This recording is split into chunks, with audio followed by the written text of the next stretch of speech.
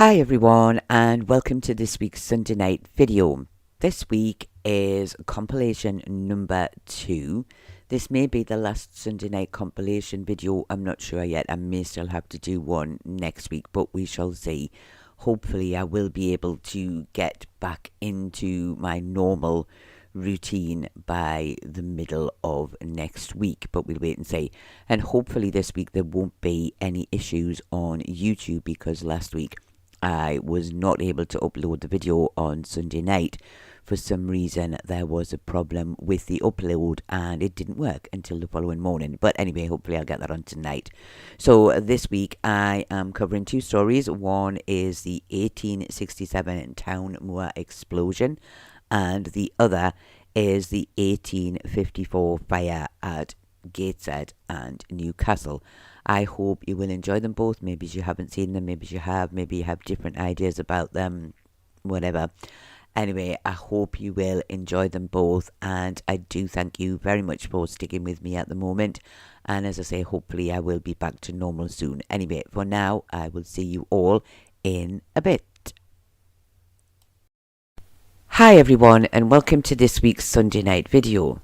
This week I am covering the story of the tragic explosion which took place on the Town Moor in Newcastle upon Tyne in 1867, resulting in the loss of 7 lives.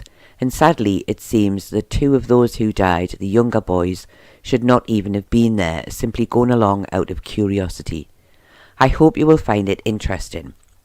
But before we begin, if you do enjoy this video, then please give it a thumbs up, and if you are new here or haven't already done so, then do please consider subscribing to the channel to help support the content we create. Thank you. It is completely free to subscribe. It doesn't cost you any money, but it really does help to support the channel. And I would just like to add, as I always do now, that I do record these stories live, so I do sometimes make mistakes, which I always try to rectify. So I hope this does not spoil your enjoyment of the video. On December the 17th, 1867, a group of men consisting of John Mawson, who was 53, Thomas Bryson, who was 65, Donald Bain, who was 45, James Shotton, who was 23, George Stonehouse, who was 14, Samuel Wadley, with no age, Thomas Appleby, who was 20, and Mr. Isaac Bell, took several canisters of nitroglycerin from the White Swan public house in Newcastle, with the intention of taking them to the Town Moor to dispose of them in a large hole in the ground that had once been part of some old mine workings. The nitroglycerin had been found stored in the White Swan unknown to the innkeeper, who had been under the impression that it was simply grease. On realizing how dangerous it was decided that destroying it was the best thing to do. When the men arrived at the Town Moor, they set about emptying the containers of nitroglycerin into the first hole. On opening some containers, it was found that the contents had crystallized. This had made it slightly harder to remove, and some of the contents had to be prized out with the use of a shovel. John Mawson had decided that he would like to keep a piece of this crystallized substance, and he had broken one piece in 2 and asked for some paper to wrap it in. The remaining part had been thrown into the hole. It was decided that the containers which had the crystallized substance in them should be buried in another hole, and several of the men began heading towards the second hole, leaving one man behind, Mr. Bell, at the first hole to bury the liquid nitroglycerin that had already been poured into it. Mr. Bell was busy covering the hole which contained the liquid with soil, while the other 7 men were walking towards the second hole, with 3 of the men carrying an opened canister each. Mr. Bell had just finished filling in the first hole and was about to join the others when a dreadful explosion took place in the direction of the second hole. 3 other police officers who had joined the party of men at the Town Moor were the first on the scene of the explosion, and they were met with a most dreadful sight. It was clear that for some of the men, Bain, Shotton, Appleby and Stonehouse, nothing could be done, but 3 of the men, Mawson, Bryson and Wadley, were immediately sent by cart to the Newcastle infirmary. Samuel Wadley died just 2 hours after his arrival at the infirmary, and Thomas Bryson died at 1:30 a.m. on December the 19th, and John Mawson died at around 3 a.m. also on the 19th. An inquest was held into the deaths of all of the men. However, the one that I am taking the information from is for John Mawson, but the details given are the same for all of the inquests. The inquest was held at Newcastle before Coroner Hoyle. At 2 points during the course of the inquest, exhibits of nitroglycerin were produced to the jury. On one occasion it was a small piece of the crystallized matter, and on another it was a partially empty canister, and on both occasions the jury and the coroner asked for it to be removed immediately. I found this absolutely bizarre. 7 men had just died, and no one truly knew what had caused the nitroglycerin to explode, and yet they felt it was safe to bring it to the inquest, and I am not surprised that no one wanted it in the room. Inspector Amos said the police had been called to inspect a possible explosive substance that was being stored in the White Swan public house in Newcastle, and on examining it, it was believed to be nitroglycerin, and it was deemed to be too dangerous to be left where it was. Discussions were held on how best to destroy it, and it was decided that it should be taken to the Town Moor and buried. John Mawson would be in charge. It was thought as a chemist he would know the best way to dispose of the nitroglycerin, and John Mawson was also the Sheriff of Newcastle at that time. Inspector Wallace stated that he felt there was little to no danger as Mr. Mawson knew what he was doing. He felt that perhaps the movement or someone dropping one of the canisters had caused the explosion. He did not see anyone with any smoke or fire near the canisters at any time. P.C. Stevenson made a very similar statement to that of Inspector Wallace. Both men stated that the canisters had been carefully transported to the Town Moor by cart, and in their opinion it had been carefully handled. Mr. Bell stated that he had studied chemistry himself for many years and was aware of the dangers of nitroglycerin. He believed that Mr. Mawson was also aware, and said that he felt every precaution had been taken when transporting the canisters to the burial site. He did state that even a tiny change in temperature could cause it to explode, and that once crystallized it was even more volatile. I must admit, when I read this, I found it very strange that he did not tell the men carrying it to the second hole that it was very dangerous and could easily explode, but no one at the inquest seems to have questioned him as to why he did not tell them this. On the night in question, Mr. Bell said that on arriving at the Town Moor, Mr. Mawson had directed them to take the canisters one at a time into the hole, remove the bungs and pour the liquid into the soil. He said they did this without much problem, and the liquid quickly vanished, although he did say there was quite a strong smell like polish. They continued to do this until they came upon some that seemed to him to be heavier than the others. It was then decided to remove the bottoms of these to see what the issue was. He said that some of the canisters were easy to open, but some had to be prized apart by using a shovel. The substance in these had crystallized. He said Mr. Mawson said he would like to keep a piece of this material, though I have to say I cannot understand why, as even the smallest piece could still ignite. However, Mr. Bell continued by saying that a piece was broken in half, and Mr. Mawson asked for some paper to wrap it in, but he said he was unsure what happened to it after this, but the remaining piece was thrown into the first hole. He said it was after this that Mr. Mawson decided to bury the canisters with the crystallized substance in the second hole, and he told him, Mr. Bell, to cover the first hole with soil and ash. He said he then went to do this, and the rest of the men set off towards the second hole a short distance away, with 3 of the men carrying the canisters and the others following close by. He said he had completed his task and was about to leave the hole and join the others when there was a fearful explosion. He said there was a foul smell in the air, and this made him feel quite sick. In fact, he said it almost knocked him senseless, and he was ill for quite some time. He continued by saying that he did not remember much about the explosion, but he saw the debris from the second hole falling all around him, and also spreading a great distance away, and he said he did not see the 7 men alive again. He said that PC Stevenson and PC Casely were close by him at the top of the first hole, as they had not followed the others, and they were some of the first to head towards the second hole. He then spoke of the devastation around him. He said it was awful to see. Andrew Bolton said he was the resident surgeon at the Newcastle infirmary. He had been on duty when the 3 survivors had been brought in. He said John Mawson had severe wounds to his face and body. He was blind and was struggling to hear. Thomas Bryson had similar injuries and also a broken leg. He said that both men had lingered in a very poor state for a short time, and sadly both had eventually succumbed to their injuries and died in the early hours of December the 19th. Andrew continued saying that when Samuel Wadley was brought into the infirmary, he seemed to be suffering from shock and concussion. However, he had died just 2 hours after his arrival. No details were given of any post-mortems, but it is to be assumed that all of the men would have died as a result of their injuries from the explosion. Mr. Bell had spoken at one point of seeing a second man near to the second hole shortly before the explosion.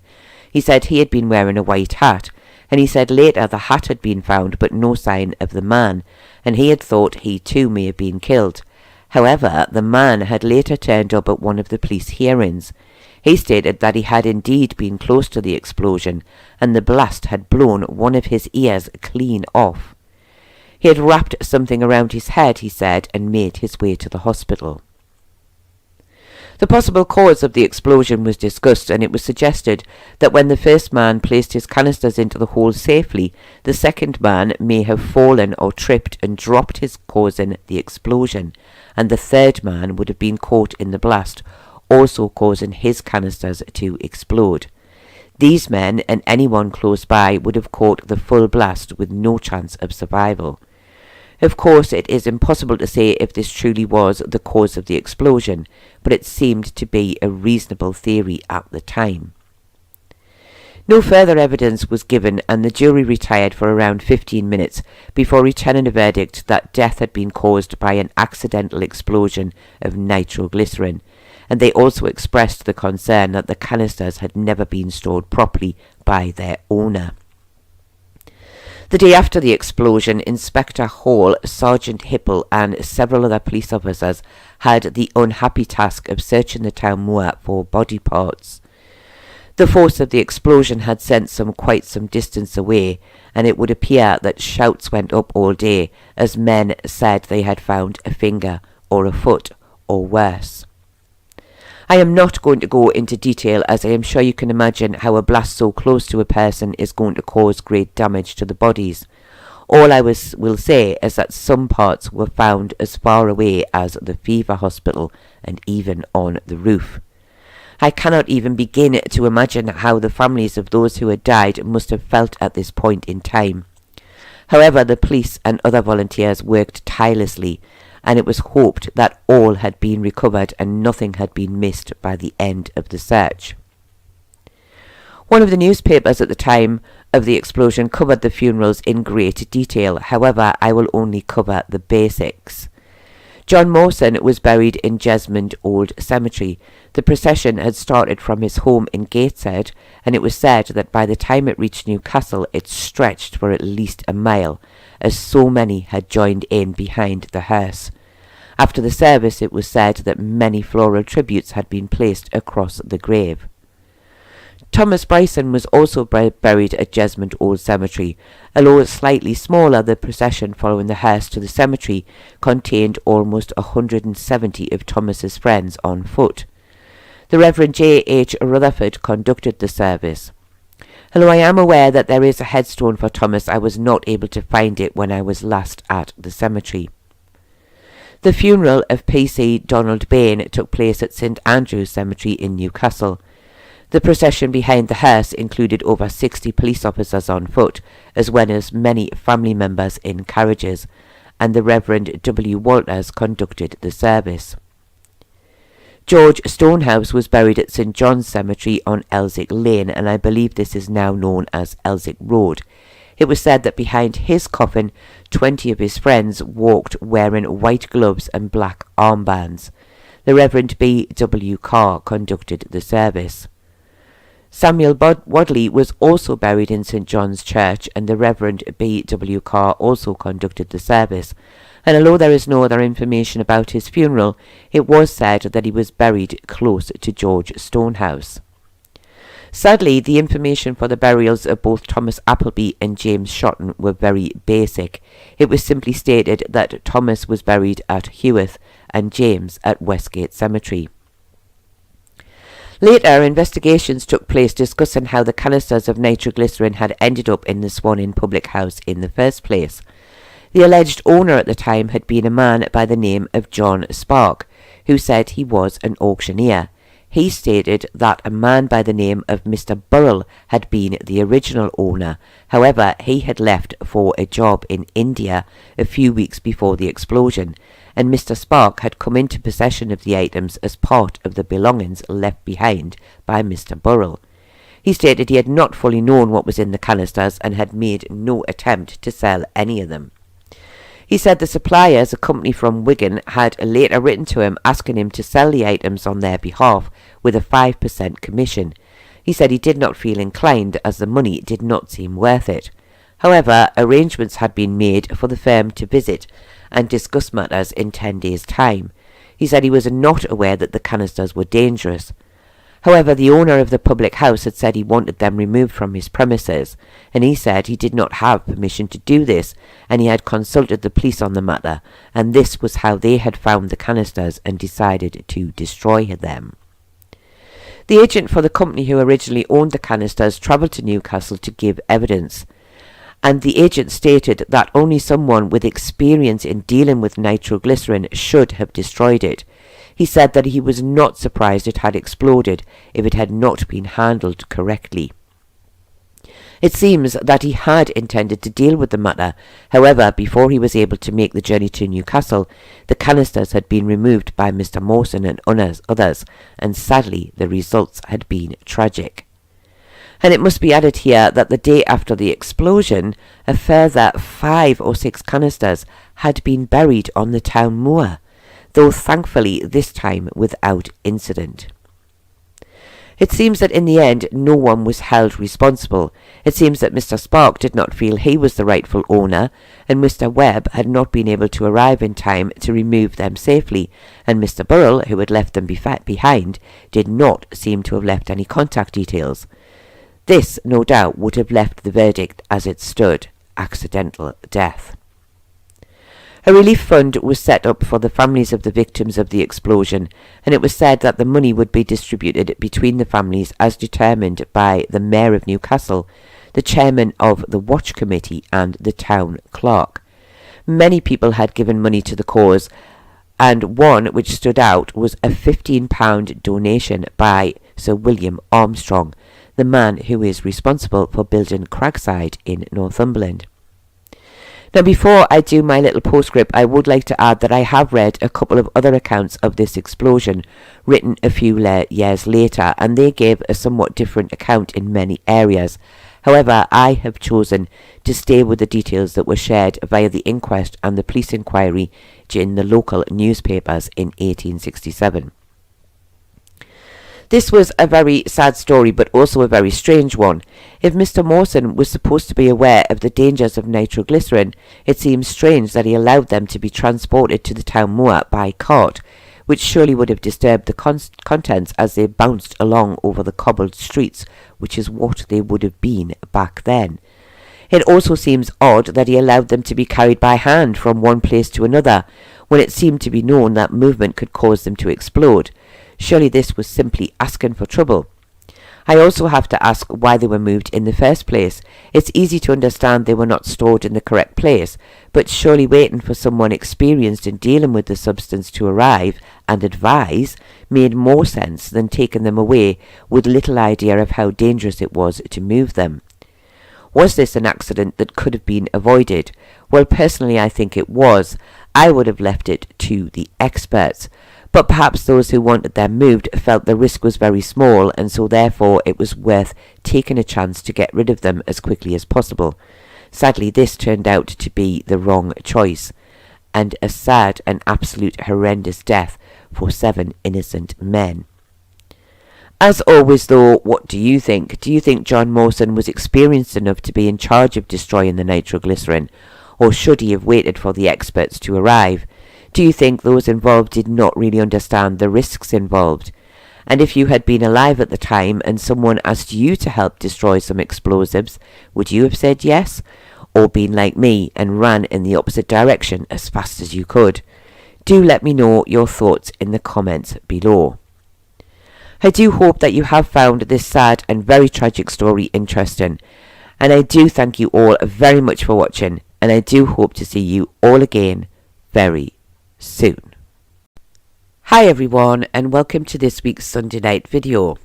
This week I am covering what became known as the Great Fire of Gateshead, which also spread to Newcastle, which took place in 1854 and resulted in the loss of at least 54 lives. I hope you will find it interesting. And I just want to add that I am currently full of cold, so I am recording this while I could be sniffing a little bit, but I am trying not to sniff too much because I don't want it to spoil the video with me sniffing all over the place. But before we begin, can I just say, if you do enjoy this video, then please give it a thumbs up. And if you are new here or haven't already done so, then do please consider subscribing to the channel to help support the content we create. Thank you. It is completely free to subscribe. It doesn't cost you any money, but it really does help to support the channel. And I would just like to add, as I always do now, that I do record these stories live, so I do sometimes make mistakes, which I always try to rectify, so I hope this does not spoil your enjoyment of the video. At around 12:30 a.m. on October the 6th, 1854, a fire was discovered in a worsted factory belonging to J. Wilson and Sons, which stood in the Hillgate area of Gateshead. Worsted, in case anybody's interested, is a type of yarn used to make suits, etc. Although every effort was made to bring the fire under control, the use of oil previously on the premises that had no doubt seeped into the wooden floors had made the task impossible, and in less than an hour the entire building had been destroyed. Now, I don't believe that I have seen any photos of the factory, but this plaque, which is on one of the pillars of the Town Bridge, shows the place where the factory once stood. Next to this factory stood the 7-storey building known as Bertram's Warehouse. Originally built for use by Bertram and Spencer, it was no longer used by them and was in fact used by the merchants of Newcastle and Gateshead as a free warehouse for storage of their various goods. And a lot of the items stored were chemicals which were highly flammable. Because of this, and because the fire was already spreading, a lot of effort was put into trying to stop the fire before it reached this building. A group of around 50 soldiers from the barracks in Newcastle were sent for, along with their own fire engine, to try and help. But by 3 a.m. Bertram's warehouse was ablaze, and the news of the fire had spread rapidly around Gateshead and also in Newcastle. Hundreds of people began to gather on the old Town Bridge and also all along the quayside on the Newcastle side, which did give them a very clear view of the fire on the other side of the Tyne. No doubt those who had gathered in these locations would have felt that they were a safe distance away to not be in any danger. Although, like I have mentioned in the past in other videos, I cannot quite understand why you would want to get up in the middle of the night to go and watch a fire. Just after 3 a.m, a strange sound was heard coming from the direction of the fire, and the newspapers of the time described it as sounding like a gunshot. This, however, did not seem to worry any of the watching crowds, but it was sadly a warning of what was about to come. In less than 3 minutes, a huge explosion took place at the warehouse in Gateshead. It was so loud, it was said, that the buildings around both Newcastle and Gateshead seemed to shake with the shock, and people standing on the old stone Town Bridge said they clearly felt that shake as well. In the days after the explosion, reports in the local papers said that vibrations from the explosion were felt as far away as Hexham. And one report even suggested that colliery workers in Monk Wearmouth, deep underground at the time, heard the sound and feared for their lives, returning to the surface, believing that it was an explosion at their own colliery. The sound, though, was perhaps the least damaging part of the explosion. It was such a great force that it sent showers of bricks, timber and other burning materials in every direction.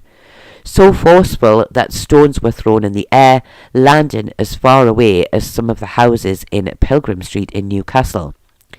The debris showered down with devastating effect on all those in the area, on the bridge, on the quayside, and on those who had been trying to put out the original fire.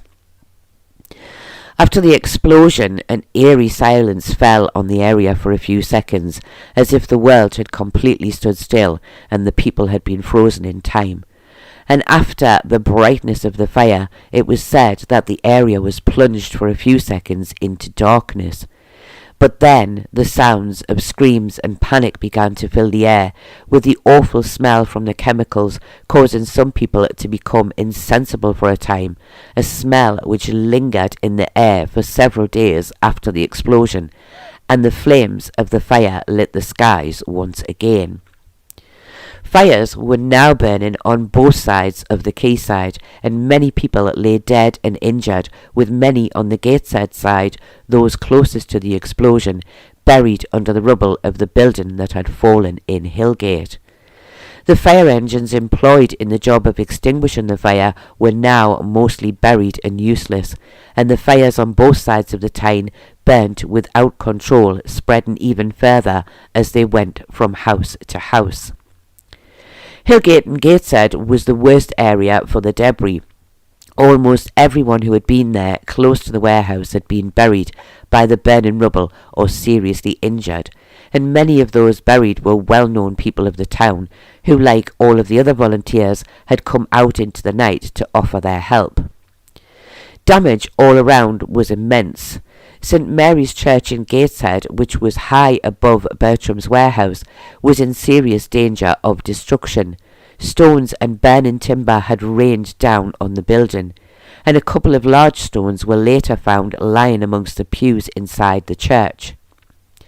Mr. James Mather of South Shields was able to get inside the church at great risk to his own life, and with the use of a remaining fire engine pump was able to extinguish the fire, and it was suggested that the clock had stopped at around 3:10, the estimated time of the explosion. On the Newcastle side of the quayside, the fire raged in every direction, spreading along the buildings on the quayside, and it seems forming a kind of arc to spread towards Butcher's Bank from both sides of the quay. Many buildings were destroyed by fire and others by fallen rubble, and very few escaped in the areas such as Sandhill and the Side. And along with the earlier mentioned stones, burning timber also fell into buildings as far away as Pilgrim Street. All Saints' Church, another building that is high above the quayside and a good distance away from the source of the explosion, was found with a huge beam of wood around 6 foot long on its roof. Again, another clear example of how great the force of the explosion was. And some reports also stated that the windows of the church were all blown out, but I do not know how true that part is. The following morning, as daylight began to creep in, the full extent of the damage was clear for all to see. Help was needed to control the fires, and places as far away as Hexham, Morpeth and Berwick, among many others, sent fire engines to the scene. Now you can just imagine how long that would have taken. Today, some of those fire engines would arrive quite quickly, but back in 1864 it would have taken hours to travel from Berwick to Gateshead. In the meantime, anything not burning that could be moved was pulled away from the area, and more soldiers and more firemen and locals began to work to not only stop the flames, but also to begin to look for those buried under the rubble. All around on the quayside and the Tyne Bridge, those uninjured began to work to move those dead or dying from the scene. People were carried on whatever could be found, doors and boards, in fact anything at all that would support a body.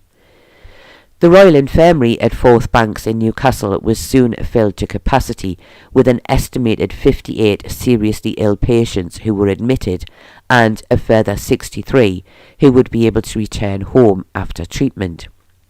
Many others were taken to the Gateshead dispensary, where they were also treated for their various injuries. This was no doubt a little closer for those who were not so seriously injured, although some would later be sent on to the Newcastle Infirmary. The area around Church Street, which lies behind St Mary's Church and well above the warehouse, was also greatly damaged, and many of the injured had been in this area.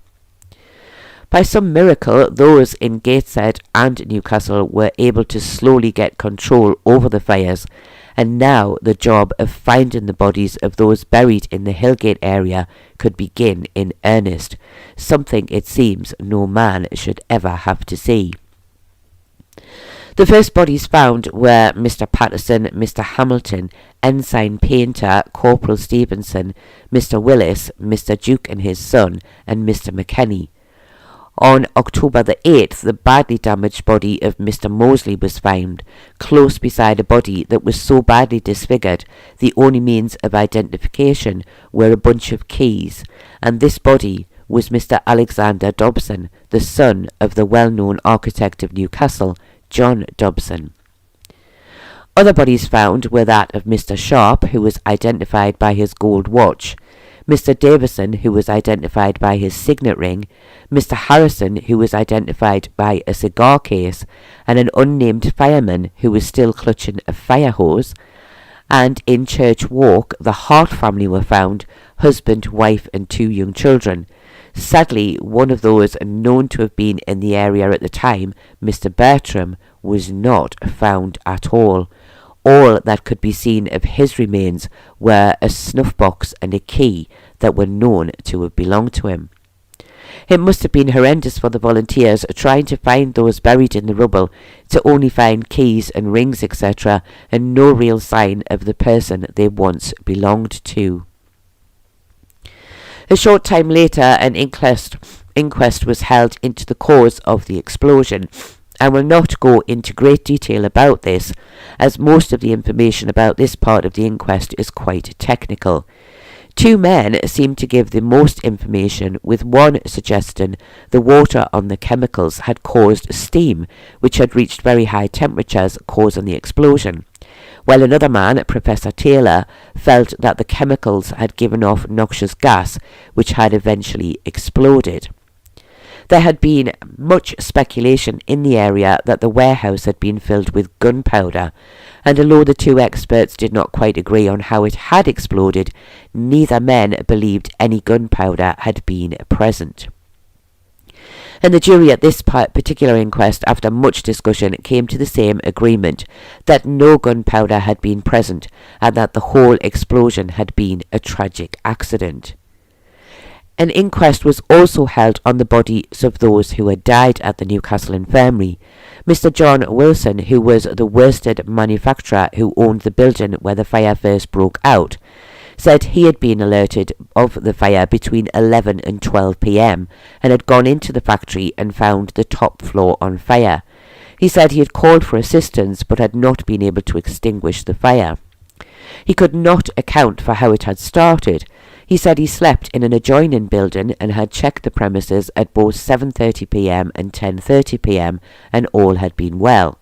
He thought that although the fire had started in the room above where the chimney was, where a fire burned at all times, he also felt it was far too far away to have caused it.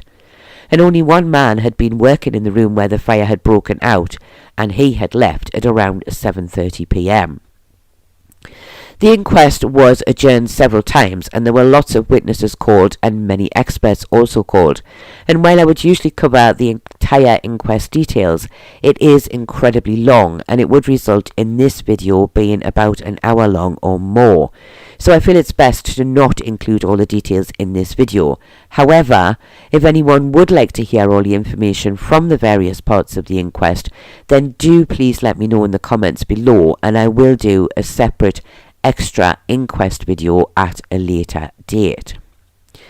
The jury in this particular case, after hearing the evidence from the experts on the bodies of those who had died, and also from the people who had been in the area at the time, and the families who had lost loved ones, they retired for 2 hours before returning a verdict that the deaths of all those who had perished in the explosion and the following fires had been purely accidental.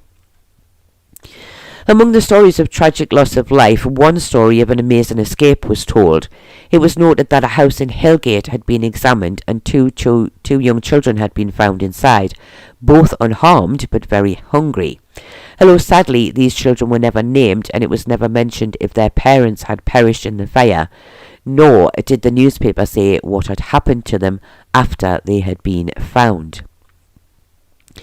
Among the causes of death, some had died from shock, others had been crushed or lost limbs, and of those injured, the injuries ranged from bruises to burns, to losing an eye due to flying stones, and also losing an arm due to being hit by a flying boulder. And I have seen a full list of not just those who died, but also those who were injured in the explosion, and while I would love to name them all, there's simply far too many to mention. On October the 13th, Queen Victoria was passing through the area on her way back to London from Scotland. They stopped off at Newcastle, where they had tea with the mayors of both Newcastle and Gateshead. Queen Victoria asked how many people had died in the explosion, and the mayor of Gateshead said he was as yet unable to confirm the number. She then expressed her great sympathy at the loss of life and expressed a wish to donate 100 guineas to the relief fund. On continuing their journey, the train paused on the high-level bridge so that Queen Victoria was able to see for herself the devastation left behind. Prince Albert had spoken to the mayor of Gateshead asking if they planned to rebuild the homes at Hillgate, and was told that they did not, thinking the area would simply become a public quayside. And Prince Albert stated that he felt this was for the best, as they had been areas frequently plagued with cholera, and was heard to state that it was quite true that sometimes good things came from bad. No doubt he was meaning that the loss of the homes would also mean no more cholera in that area.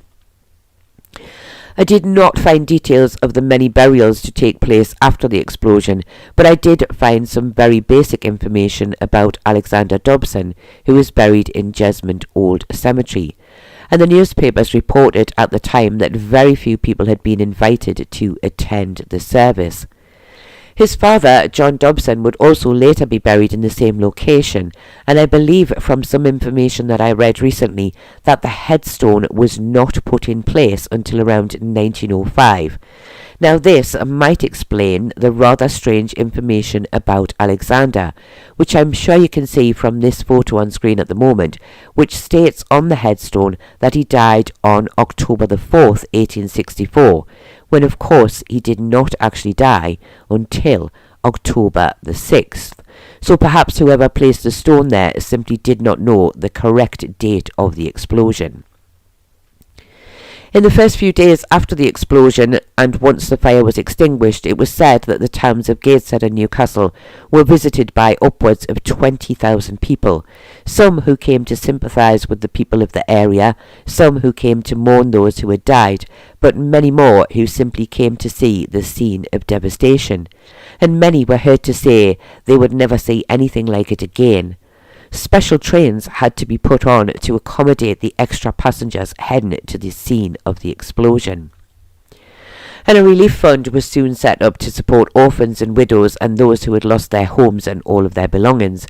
It was said that upwards of £11,000 was raised, and this would be somewhere in the region of 1,700,000 in today's money, and it was estimated that over 800 families applied for help from the fund.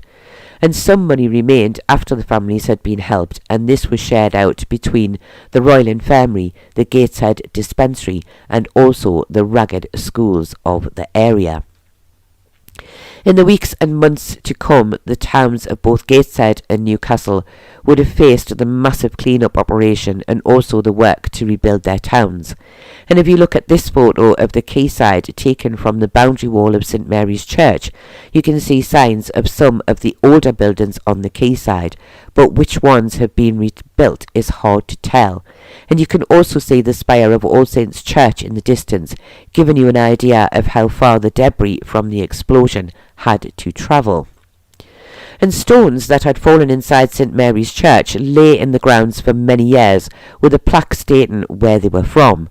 And the photos you can see on screen at the moment show you, firstly, the stones themselves, which, as you can see, are not tiny little things, so the force must have been great to send them flying up in the air to the church roof. And as previously said, it stands high on a hill above where the warehouse once stood, so it would have taken some effort for the stones to get up there. And the second photo shows you the plaque that was originally placed next to the stones, which is now set into an outer wall of the church boundary, which tells you that the stones, along with the burning timber and red-hot iron bars, were blown onto the roof and into the church.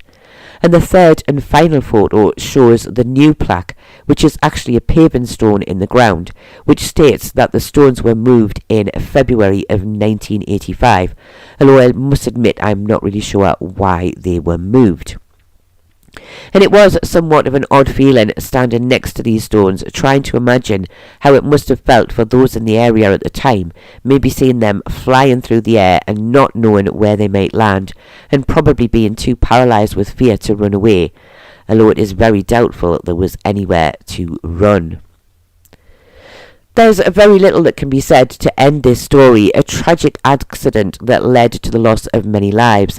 Even if people had stayed in their homes and not gone out to watch the fire, it seems many would have still been injured or killed due to the mass spread of the debris around such a wide area, and the fact that it not only set other buildings on fire, but also destroyed them with fallen stones and boulders. 2 towns in parts left in ruins, and many injured and needing support to find homes after theirs had been destroyed by either fire or fallen debris.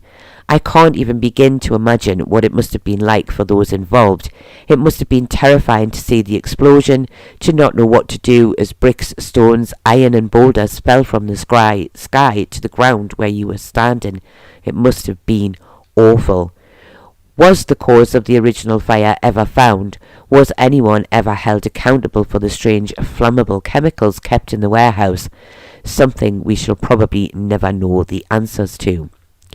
As always, I will still ask you what you think, but more so this time asking you if you would have gone out to watch the fire in the middle of the night, or, like me, would you have kept well away?